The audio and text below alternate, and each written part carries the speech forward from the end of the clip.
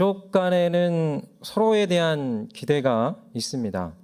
하지만 그 기대를 충분히 만족을 시켜주지 못할 때가, 또 채우기가 어려울 때가 많이 있는 것이 또 우리 가족 안에, 또 우리 또 서로에 대한 또 실제 모습과 관계가 아닐까 싶습니다. 저는 두 아들이 있는데요. 아빠로서 두 아들을 기다렸을까요? 네, 저는 딸이 있기를 간절히 소망을 했습니다. 네, 물론 첫째는 아들이건 또 딸이건 그저 저희 가정에 새로운 생명의 열매가 주어진 것이 너무 감사했고요. 하지만 둘째가 태어나기 전에는 무엇을 원했을까요? 정말 간절한 마음으로 딸이 태어나기를 원했습니다. 원한 걸 넘어서서 믿음의 단계였어요. 왠지 그런 믿음이 있었습니다. 첫째는 아들을 주셨으니까 둘째는 딸을 주시겠지라는 그런 믿음이 제 안에 강력하게 있었어요. 그래서 하나님께 기도도 하지만 자연스럽게 하나님에 대한 원래 또 믿음이 있지만 이상하게 아들보다 딸을 주실 것이다 라는 그런 믿음이 제 안에 많이 있었습니다. 저만이 아니라 저희 아내도 저와 같은 마음으로 자연스럽게 딸을 주실 것이다 라는 그런 믿음을 가져서 그런지 아내가 그 원래 첫째가 입었던 옷, 또 유아용품들을 믿음대로 나눠줬어요. 주변에 있는 사람들에게 다 나눠주고 그렇게 했던 것이죠. 그러나 이게 웬걸 둘째도 하나님도 무심하시지 아들을 주셨습니다.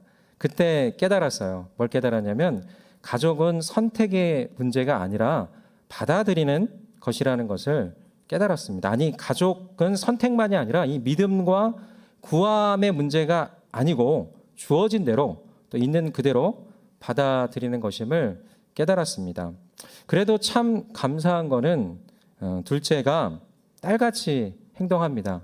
애교가 만렙이에요. 참 귀엽습니다. 8살인데도 여전히 사랑스럽게 행동을 합니다. 그냥 둘째 사진을 간단히 좀 보여드릴게요. 네. 애교가 보통이 아닌 것 같죠? 네. 또 두 번째 사진, 네.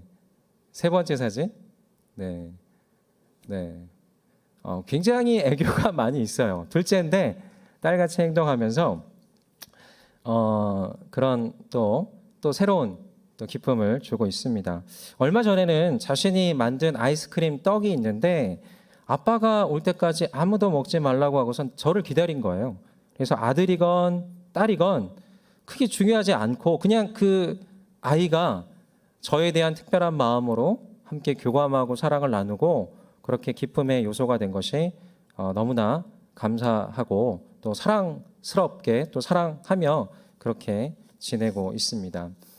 우리는 가족들에게 저마다의 기대가 있는 것 같아요. 특별히 여러분의 부모님에 대해서 아마도 깨진 가정도 있고 또 위기의 가정도 있고요. 여러 가정들이 있겠지만 또 부모님에 대해서 돈이 많은 부모이기를 또 바랄 수도 있습니다. 요즘같이 돈이 최고의 권력과 또 비교 우위의 기준인 세상에서 내가 영끌에서 도저히 살 수 없는 집을 또 차를 또 필요한 것들을 얼마든지 도와줄 수 있었으면 하는 바람이 있을 수도 있습니다. 아니면 아주 인격적이시거나 나를 간섭하지 않고 나를 믿어주고 세워주는 성숙한 부모이기를 바랄 수 있습니다. 혹은 만약 두 분이 함께 동거하고 계시다면 최소한의 두 분의 사이라도 좋기를 바랄 수도 있을 것입니다.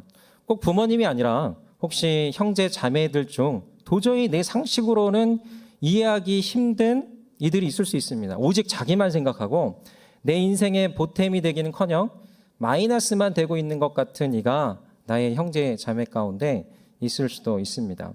혹시나 결혼을 했다면 이 나름의 기준과 기대에 만족해서 결혼했지만 실상 만나보니 실상 살아보니 그와 그녀의 적나라한 모습을 보고 선택을 후회할 수도 있습니다. 죄송합니다. 최근에 결혼하신 분도 있는데 아마 여전히 깨가 쏟아지고 있을 것입니다. 근데 아닌가요? 아닌가요? 네. 만나면 살다 보면 그와 그녀의 실제 인간은 죄인이니까 그런 모습을 우리가 볼 수도 있을 것입니다. 거기다 신앙인들은요, 이 영적으로 괜찮은 사람인 줄 알고 결혼했는데 실제 신앙은 살아보니 아주 실망스러운 모습을 발견하는 경우들이 비일비재합니다. 저희 아내도 혹시나 그랬을 수도 있죠. 네. 여러 사람들이 그 모습에 자유로울 수 없는 것이 우리 가족에 대해서 또 만남에 대해서 주어진 거에 대해서 우리의 삶이 아닐까 싶습니다. 충분히 가족에 대한 우리의 바람과 기대, 기준이 있을 수 있습니다. 하지만 최소한의 것이라도 지켜주지 못하고 해주지 못하는 가족에 대해 실망할 수도 있고 지금 심각한 냉전 중일 수도 있습니다. 아니 마음 한구석에 포기하고 적당한 관계를 유지하며 사는 것이 여러분의 솔직한 속내일 수 있을 것입니다. 저는 오늘 말씀을 통해서 우리는 가족에 대해서 어떤 영적인 관점을 가져야 하는지를 함께 전하고자 합니다. 오늘 본문은 창세기에서 아담과 하와가 가족을 이루는 장면이 나옵니다. 하나님께서 아담을 위해서 하와를 창조해 주셨고 또 아담이 하와를 처음으로 봤을 때 가진 반응이 나오는 장면이 오늘 말씀 가운데 나와 있습니다. 이 짧은 본문을 통해서 저는 세 가지의 메시지를 또 여러분께 또 하나님께서 저에게 주신 감동을 통해서 전하고자 합니다. 첫 번째, 가족에 대한 태도로 용납에 대해서 말씀을 드리고자 합니다. 아담은 원래 세상에 홀로 존재했습니다. 20절에 보면 자기에게 알맞은 돕는 사람을 찾을 수가 없었다라는 본문이 나와 있습니다. 아담이 홀로 있었던 것은 외로운 삶이었고 그것을 하나님께서 그대로 내버려 두지 않으시고 또 다른 창조 작업을 하십니다. 바로 여자 하와를 창조하십니다. 이 아담이 눈을 뜨자 옆에 갑자기 어떤 존재가 생겼어요. 눈을 뜨자 없다가 갑자기 존재가 생겼던 거죠. 물론 세상에 독초하고 있는 아담에게는 누구라도 오케이, 땡큐였을 수도 있습니다. 하지만 갑자기 저는 이런 생각을 해봤어요. 아담이 볼 때 하와가 아주 자기와 비슷한 남자와 같은 모습이라고 생각하고 기대했을 수도 있는데 전혀 다르잖아요. 다른 모습으로 존재의 모습을 가지고 있는 것을 혹시나 괴물같이 여겼다면 어땠을까? 네, 그냥 한번 생각을 해봤습니다. 남자와 다른 여자의 모습이 전혀 다른 이질감으로 다가와 그거에 대해 거부감을 느끼고 하나님께 생떼를 부리는 상상을 해봤어요. 마치 금덕기처럼 이건 내 거 아닙니다. 저거 아닙니다. 다른 걸로 바꿔주세요. 다른 나와 비슷한 존재를 창조해 주세요. 이랬다면 어땠을까라는 상상을 해봤습니다. 아니면 우리가 상상하는 하와의 모습이 완전히 다른 모습이었다면 많은 성경 그림과 우리의 상상 속에는 가장 아름다운 모습을 한 여인 하와의 모습으로 그려지지만 또 그렇게 창조하셨겠지만 이 오늘날의 미의 기준 아니면 그때 당시의 미의 기준 아니면 아담의 눈에 볼 때의 이성의 마음을 전혀 끌지 못했던 모습으로 창조되었다면 아담은 어떻게 반응했을까입니다. 처음 이 목회자 여러 가지 상상을 해보죠. 근데 물론 하나님은 이거죠. 가장 딱 맞는 모습으로 최선의 모습으로 창조하시고 그렇게 보내셨겠지만 현재의 우리의 인간적인 기준을 살짝 들이대 봤어요. 근데 만약 그러했다면 이 순간이 아담에게 중요한 선택의 기로였을까요? 하와를 자신의 부인으로 가족으로 선택할 수 있었을까요? 여기서 제가 여러분들에게 던지는 메시지는 아담에게는 뭐가 없었다는 것이죠? 선택지가 없었다라는 것이죠. 오직 한 사람인 거예요. 그냥 주어진 거예요. 가족으로 보내신 거예요. 하와는 하나님께서 예배하시고 보내신 사람입니다. 만드신 사람입니다. 그래서 아담은 선택이 아닌 오직 한 가지, 바로 이 태도, 용납의 길밖에는 없었던 것입니다. 아담이 하나님께서 보내신 가족에 대한 반응은 있는 그대로를 받아들이는 것이었습니다. 이것은 선택의 문제가 아니라는 것이죠. 그리고 이것은 바꿀 수 있는 문제가 아닌 것입니다. 내가 물건을 구매하는 것처럼 하나님 왜 이걸 주셨습니까? 다른 걸로 바꿔주세요. 더 좋은 조건으로 내가 원하는 것으로 더 나은 것으로 바꿔주세요 하면서 새로운 것을 요구할 수 있는 처지도 아니었다라는 것이죠. 그저 주어진 대로 보내신 대로 받아들이는 것입니다. 이건 만족의 유무가 아니라 나의 기준에 따라서도 아니라 하나님께서 최선의 것으로 나에게 보내셨다라는 신뢰와 믿음으로 있는 그대로를 받아들이는 것이 바로 아담에게 유일하게 남아있는 선택지였을 것입니다. 우리에게 가족이란 좋든 싫든 주어진 것입니다. 배우자의 경우도 섭리 안에서 내가 선택을 했다라고 생각할지라도 하나님의 섭리 안에 있는 것이 하나님의 사람들의 시간 안에 있는 거죠.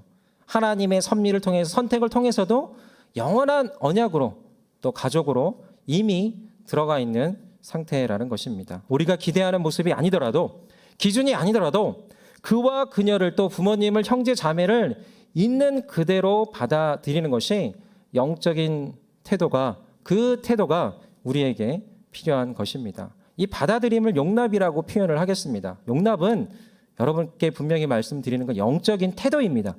우리의 자연적인 태도라기보다 우리 인간이 노력해서 얻게 되는 태도라기보다 하나님께서 우리 가운데 힘을 주시고 이 영적인 가치를 넣어주시고 깨닫게 해주심으로 하나님께서 주시는 영적인 태도라는 것입니다. 우리가 우리의 내면의 힘으로 할 수 있는 것이 아닙니다.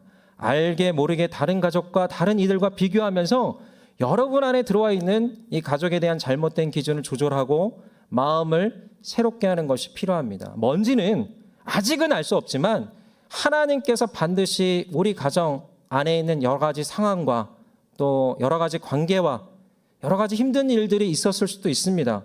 가정이 깨져 있거나 어려운 상황들이 있었을 수도 있고요. 여러분의 기준에 맞지 않는 또 여러 가지 어떤 냉전 중에 있는 이런 상황들이 있었을 수도 있습니다. 하지만 그 상황 속에서 하나님께서는 반드시 뜻이 있을 것입니다. 우리는 이 환경과 상황에서 만족과 감사의 조건을 찾으려는 세상의 생각이 아주 뿌리 깊게 들어와 있는 것이 우리의 삶의 모습, 우리의 존재의 모습인 것입니다. 여러분, 이것이 때로는 교회에서 말하는 기복주의일 수도 있고요. 때로는 율법주의일 수도 있어요. 우리의 기준에 따라서 채워지면 만족하고 그렇지 않으면 만족하지 않고 그렇지 않으면 관계도 얼마든지 내가 조절하고 통제하려고 하고 내가 멀리하고 내가 문을 닫고 그렇게 하려고 하는 우리의 본성에서 나온 모습일 수 있다는 것이죠. 하지만요, 성경은 무엇인가? 하나님의 기준은 무엇인가? 하나님은 끊임없이 우리 가운데 어떤 생각을 갖기를 바라시는가? 바로 이겁니다.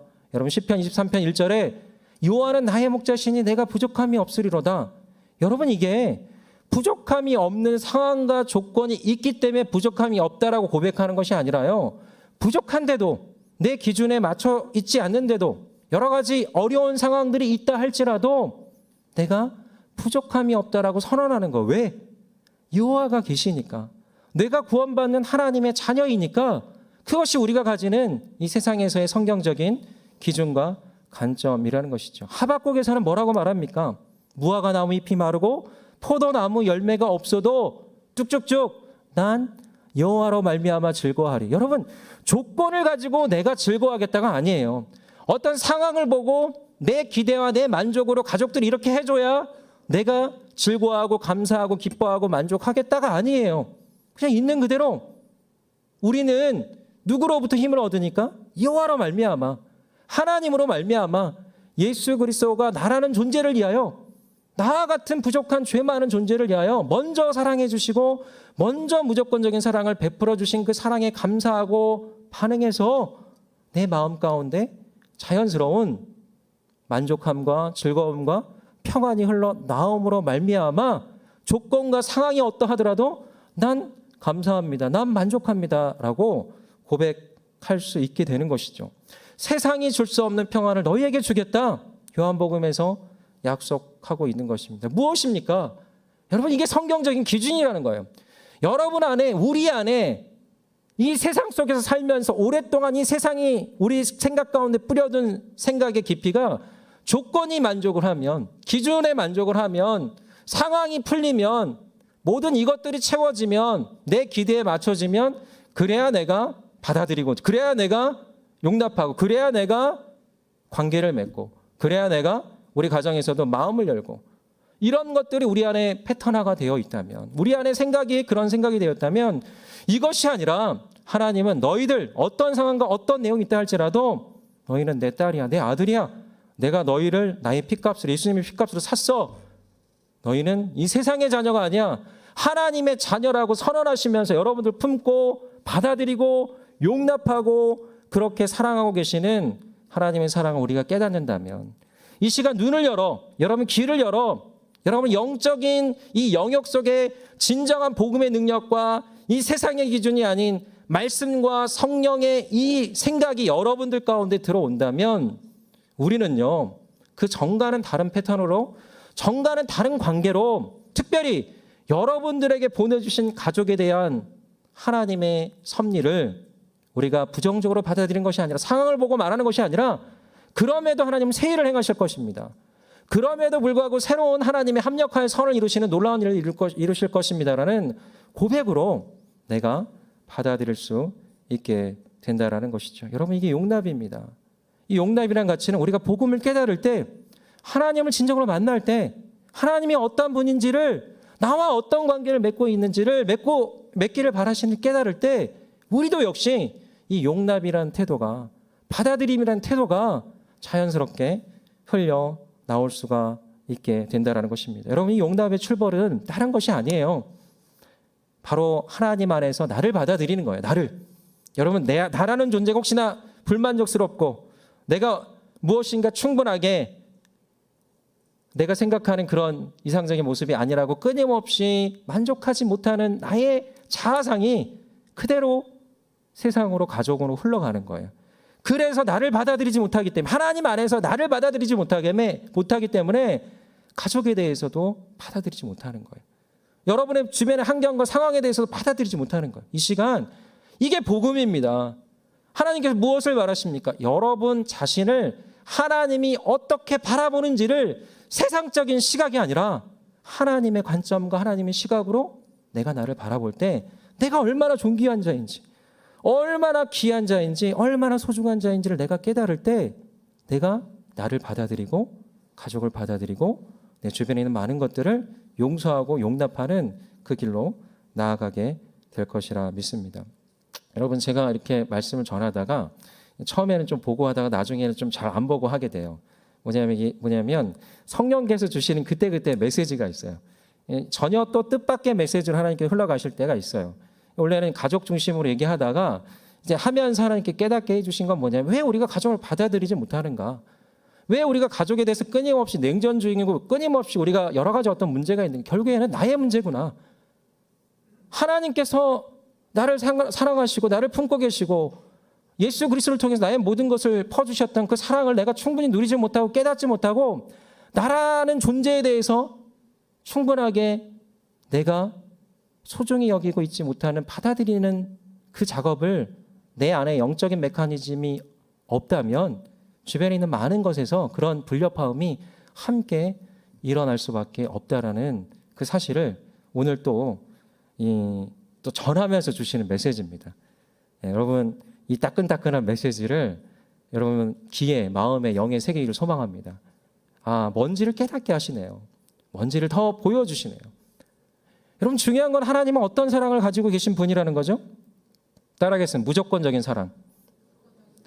혹시나 여러분 안에 하나님께 대해서 지금 교회에 나왔지만 너무 오랜만에 나온 분이 계실 수도 있어요. 누군가를 통해서, 누군가의 이끌림을 통해서 영적인 하나님과의 관계가 멀어져서, 근데 나왔지만 뭔가 불편한 마음이 있을 수도 있어요. 왜? 너무 오랫동안 교회를 멀리 떠나 있어서, 너무 오랫동안 하나님께 나아가지 못해서. 여러분, 하나님은 그게 중요하지 않아요. 하나님 이미 여러분들을 나의 아들, 나의 딸로 여겼다면, 여러분들이 오랫동안 떠나 있건 어떤 죄 가운데 있었건 이미 여러분은 관계 안으로, 가족 안으로 들어가 있다라고 하면 하나님은 여러분의 그 모든 것들을 있는 그대로 무조건적으로 사랑하며 받으시는 분이심을 이 시간 믿음으로 취하시길 간절히 소망합니다. 자꾸 뭔가 하려고, 섬기려고, 애를 쓰려고, 무엇인가 예배 자리에 나오려고, 이거 필요하긴 합니다. 왜냐하면 나의 영성과 또 경건의 능력과 생명의 열매 있는 자로 나아가려면, 성장하고 성숙하려면 필요합니다. 하지만 그러한 것들을 하지 않았다 할지라도 우리가 뭐 지옥에 가거나 하나님이 버리시거나 하나님 멀리 하시거나 그게 아니라는 거예요. 하나님은 무엇이죠? 따라해서 하나님은 나의 아버지 되십니다. 아멘? 하나님은 아버지시라는 거예요. 하나님은 여러분을 용서하시는 분이시고요. 여러분을 품고 여러분과 함께 교제하고 여러분과 함께 기쁘게 예배하고자 바라시는 분이 우리 하나님이시라는 사실을 이 시간 믿음으로 취하기를 간절히 소망합니다. 이 세상은 끊임없이 무엇을 말하냐면 조건적인 관계, 기브 앤 테이크, 조건적인 사랑을 말하고 있어요. 그게 세상의 소리예요. 내가 이만큼 했으니 너는 이만큼 해라. 그걸 끊임없이 얘기하고 있어요. 하지만 여러분, 성경에서 가장 핵심적인 말씀이 로마서 5장 8절 말씀이 아닐까 싶어요. 우리가 아직 죄인 되었을 때 그리스도께서 우리를 위하여 십자가에 죽으심으로 하나님께서 우리에 대한 사랑을 확증하셨다라고 나와 있습니다. 우리가 조건으로 우리가 이런 모습을 가졌기 때문에 하나님께 우리를 사랑하신 게 아니라는 거예요. 어떤 거죠? 우리가 죄인 되었을 때에도 하나님께서 먼저 그 손을 내밀어 주셨다라는 거예요. 먼저 십자가에서 자신의 모든 걸 쏟으시면서 나를 사랑하시는 사랑을 보여주셨다라는 거예요. 우리가 단지 할 거는 뭐냐면 그 사실을 믿는 믿음을 가져야 되는 거예요. 예수님에 대한 그 사실과 그 내용을 믿는 믿음, 그 연합과 그분을 나의 아버지로 모시는 이 마음의 영접이 있기만 하면 우리는 예수님과의 관계 가운데로, 가족 가운데로 나아가며 그 사랑을 온전히 누릴 수 있게 된다라는 사실입니다. 오늘 이 시간 여러분, 하나님의 무조건적인 사랑을 이 시간 여러분의 마음을 열어 다 누리시길 소망합니다. 혹시나 어떤 마음의 빗장이 있으면 뭔지는 모르겠어요. 하나님에 대한 여러 가지 내용들이 있을 수 있어요. 하지만 여러분, 진짜 신앙의 관계는 하나님이 나를 무조건적으로 사랑하신, 여러분 지금까지 어떤 신앙의 훈련을 받았는지 모르겠지만 율법적인 신앙, 율법적인 기복지 이게 아니라 하나님은 그저 여러분들과 관계를 맺기를 바라시고 진짜 나의 아들로 딸로 너가 그냥 온전히 그 아들과 같은 모습으로, 마치 제가 집에 가면 아들이 저를 여전히 아빠 하면서 뛰어나오면서 저를 반겨주고 저와 대화하기를 바라고 저와 함께하기를 바라는 그 마음을 여러분에게 동일하게 기대하고 계신다라는 이 사실을 여러분 온전히 누리시기를 간절히 소망합니다. 여러분, 그럴 때요, 하나님이 나를 받아들이시는, 소중히 여기시는 그 마음이 느껴지면서 내가 용납이 되는 거예요. 나의 과거가 충분히 용서가 되는 거예요. 나의 삶이, 나의 현재가 내가 부족하게 보여지는 이 세상적 조건 속에서도 나라는 존재가 그다지 부족하지 않은 거예요. 그다지 특별하게 문제가 되고 나쁜 게 아닌 거예요. 왜요? 이제는 하나님과 온전한 관계가 시작이 됐으니까. 이게 의예요. 의라는 건 하나님과 올바른 관계고 하나님에 대한 믿음이에요. 이게 시작이 되면 그 다음은 우리의 삶은 그게 천국이에요. 죽어서만 가는 천국이 아니라 진짜 복음을 만났을 때, 진짜 예수님과 이 땅에서의 진짜 관계를 맺을 때 그게 우리의 삶 가운데 진정한 천국이 되고 우리 가정의 천국이 되고 나를 받아들이고 저 사람을 받아들일 수 있는 그런 영적인 태도의 시작이 될 수 있다라는 것입니다. 여러분, 하나님 하면 떠오르는 건 무엇이라는 거죠? 조건적인 사랑? 아니라 무조건적인 사랑이라는 것입니다.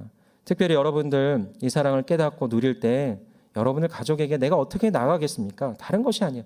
영적인 태도는 마음의 근본부터 변화되어지면 이 복음의 능력이 내 안에 들어오면 노력하고 애써서 내가 가족에게 이런 태도하고 내가 애쓰고 노력하는 게 아니라 원리가 바뀌면 원리로 많은 적용과 많은 것들을 할 수 있잖아요. 수학에서 개념이 중요하고 원리가 중요한 게 그걸 알면 모든 문제들을 풀 수 있는 준비가 되어 있는 것처럼 여러분 마찬가지 영적인 원리를 깨달으면 복음의 기본적인 원리를 깨달으면 우리 삶에 대한 태도가 자연스럽게 바뀌는 거예요. 예수님께서 나를 무조건적으로 사랑하시네.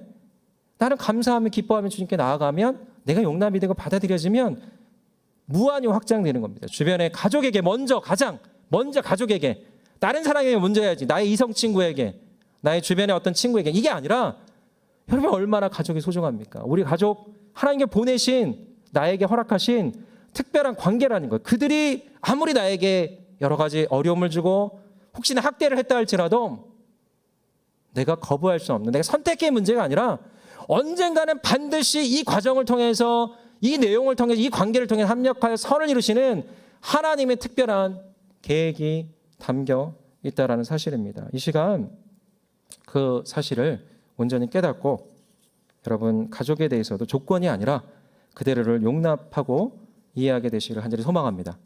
아멘. 이 시간 하나님께서 용납의 마음을 주실 것입니다. 아멘. 뭔지 모르지만 용납의 마음을 주실 것이고요. 여러분의 부모님이 어떠하든 또 여러분의 형제자매들이 어떠하든 여러분의 가정이 힘든 일을 겪었든 겪고 있는 중이건 이 모든 상황들을 지금은 다 이해할 수 없지만 분명히 하나님께서 합력하여 선을 이루심을 믿고 용납하며 나아가시는 우리 모든 지체들 되기를 간절히 소망합니다. 아멘. 두 번째로 감사에 대해서 말씀을 드리고자 합니다. 아담은 일단 하와를 받아들입니다. 어떤 마음이었을까요? 이 모든 세상을 다스릴 수 있는 권한과 그 동물들의 이름을 지어주는 일도 하고 있었지만 아담의 문제는 홀로 있는 존재였어요. 하지만 이 비슷한 인간의 모습으로 대화를 할 수 있고 사랑할 수 있는 존재가 갑자기 짠하고 등장한 거죠. 어떤 마음이었을까요? 그 마음은 기쁨과 감사로 충만한 마음이었습니다. 또 저의 자녀의 이야기를 잠깐 하도록 하겠습니다. 저의 첫째를 처음 세상에서 보았을 때 너무나 기뻤어요. 그런데 그 기쁨이 어떤 감정으로 느껴지는 것이 아니라 이 기쁨의 덩어리가 제 마음으로 들어오는 걸 느꼈어요. 감정이 이때 사라진 이게 아니라 그 존재가 어떤 덩어리가 들어오는 것을 느꼈습니다. 이 어떤 존재가 저라는 인생의 또 인격의 바운더리와 저의 삶의 역사에 들어온 엄청난 사건이었던 것이죠. 그런데 그 기쁨이 충만하면 제 안에는 어떤 마음이 이어지는 거죠? 감사의 마음으로 이어지는 거예요.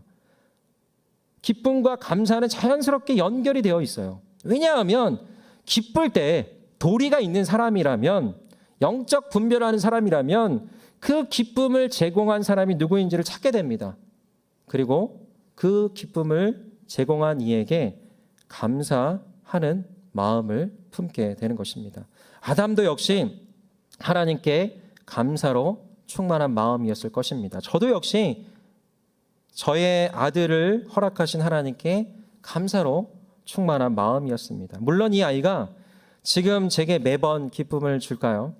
이 목사가 이런 말을 하면 안 되겠지만 어떤 때는 한 대 콱 쥐어받고 싶은 말과 행동을 할 때가 있어요. 어저께도 순간 그런 마음이 올라올 때가 있었어요. 네. 어떤 성도님이 그런 예언을 하시더라고요. 저희 둘째가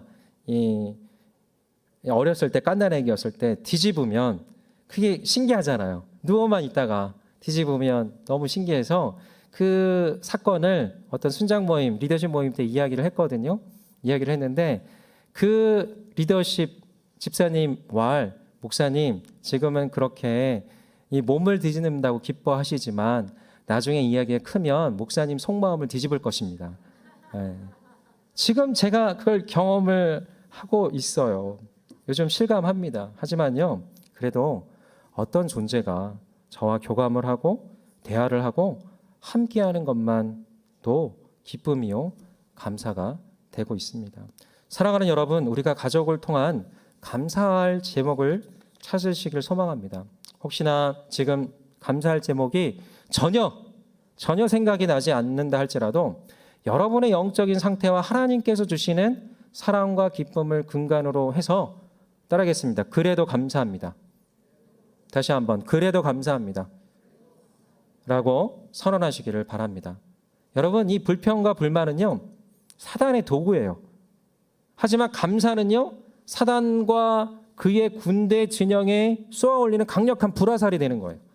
내가 사탄과 그의 세력의 술수와 계략에 휘둘리고 있지 않다, 넘어가고 있지 않다, 내 영혼을 빼앗기지 않다라고 선언하는 것이 감사라는 거예요. 이 사단은요 다른 어떤 것보다 가정을 통해서 여러분의 마음에 공격을 하고 있습니다. 이 신앙적인 감동과 기쁨과 은혜를 빼앗고 있는 것입니다. 이 시간 용납을 넘어서서 감사의 성공을 날리시길 바라요. 감사의 조건이 없다 할지라도 내 배우자가, 내 가족이, 내 어머니가, 아버님이, 내 형제자매가 눈 씻고 쳐다봐도 혹시나 없게 느껴진다 할지라도 여러분들이 먼저 선언을 하시고 성공을 하시고 이 시간 그렇게 나아갈 때 여러분의 마음을 어둠으로 몰고 가는 그 사단의 머리를 온전히 짓밟게 될 것이라 믿습니다. 아멘. 내가 감사를 이루면요 불만과 불평이 쌓이면요, 내 마음이 무엇으로 가는 거죠? 어둠으로 가는 거예요.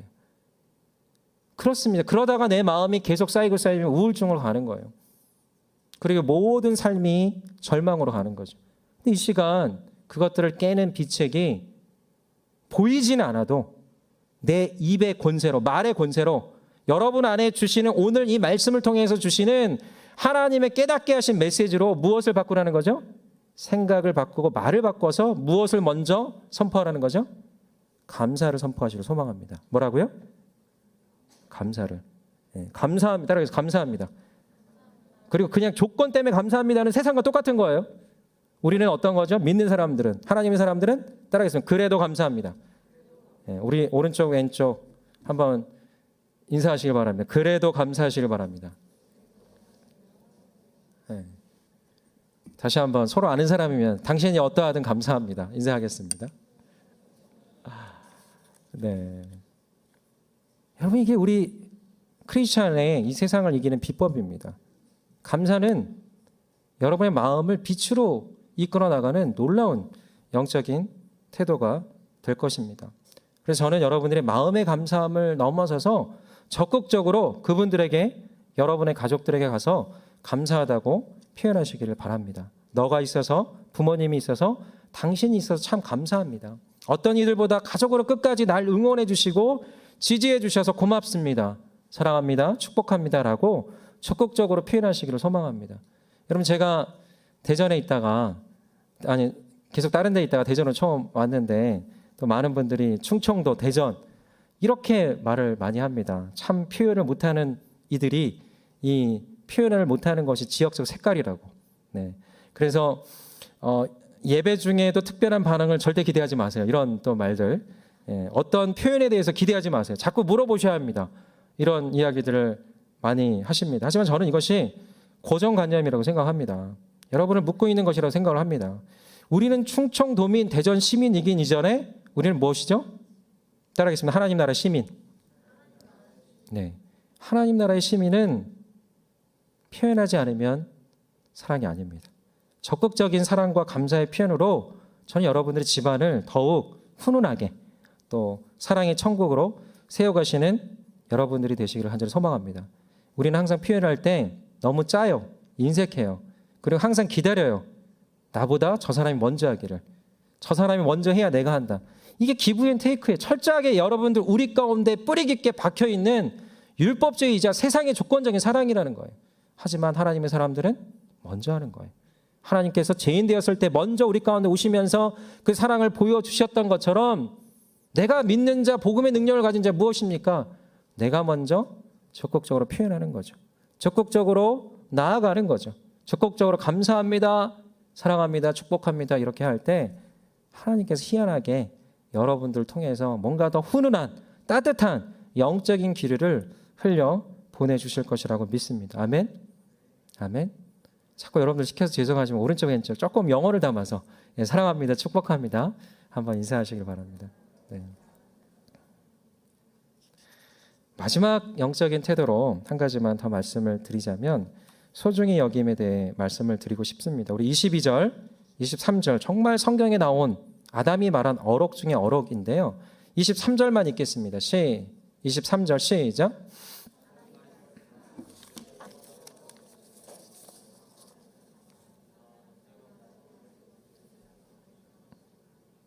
네, 아담은 하나님께서 보내신 하와를 용납했고 또 하나님께 감사했으며 하와를 향해 이런 고백을 합니다. 내 뼈 중에 뼈요, 살 중에 살이다라고 말합니다. 자신의 뼈 중에 가장 귀한 뼈만큼, 살 중에서 가장 중요한 살만큼 아내가 소중하고 사랑스럽다는 고백입니다.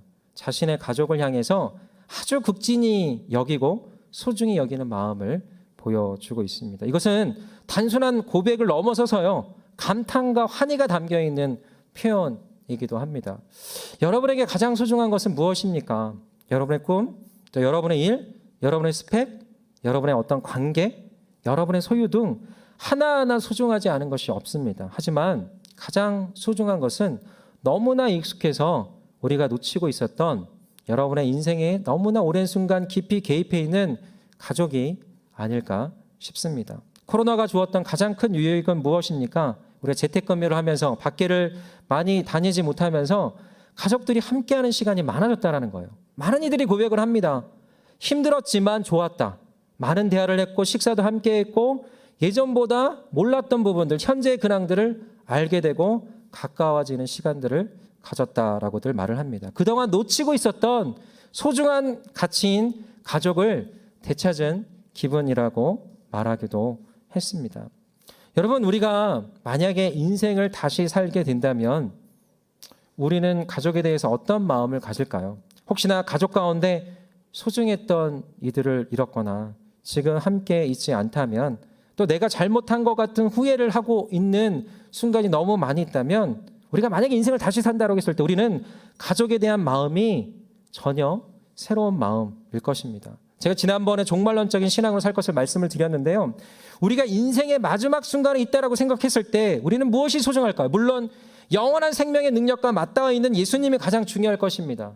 그리고 그 다음이라고 한다면 다른 것이 아니라 바로 우리에게 선물하신 하나님께서 보내신 가족이라고 할 수가 있습니다. 그들에게 할 수 있는 가장 최고의 태도는 그 순간을, 또 그 존재를, 그 관계를 가장 소중히 여기는 것입니다. 그리고 표현을 아끼지 않는 거예요. 뼈 중에 뼈요 살 중에 살이라고 하는 표현까지는 좀 닭살이 돌더라도 아빠, 엄마, 아버지, 어머니 제게 너무나 소중한 분이세요. 둘도 없는 귀한 분이세요. 라고 여러분의 소중히 여기는 그 마음을 그냥 말로만이 아니라 그 마음을 있는 그대로 표현을 하시길 바랍니다. 그리고 그 소중히 여김의 표현 가운데 가장 큰 것은 어떤 말로만이 아니라 시간을 함께하는 것이 아닐까 싶습니다. 여러분과 부모님이 또 가족이 함께할 수 있는 시간이 이제는요, 우리 청년부들은 출가해야 하기 때문에, 아니면 또 출가를 했기 때문에 충분치가 않을 수 있어요. 그 얼마 남지 않은, 그래도 여러분이 소중히 여기는 가장 최고의 표현은 말로써 마음을 표현하는 것이지만 또한 조금이라도 더욱 시간을 함께하는 것으로 함께 표현하고 그렇게 또 노력을 하시는 저와 여러분들 되길 소망합니다. 저의 이야기를 또 조금만 더 하자면, 저는 작년 말에 어머님을 천국으로 보냈습니다. 제가 어머님과의 마지막 순간 중 가장 잊을 수 없는 순간이자 후회가 되는 것은, 돌아가시기 2-3달 전에 어머님과 함께 식사를 아주 간단하게 어머님 댁에서 했던 적이 있었어요. 근데 그때 반찬은 진짜 없었어요. 얼마 없어요. 김치, 멸치 이 정도밖에 없었어요. 근데 어머님이 드시면서 계속 말씀하시는 거예요. 너무 맛있다. 너무 맛있다.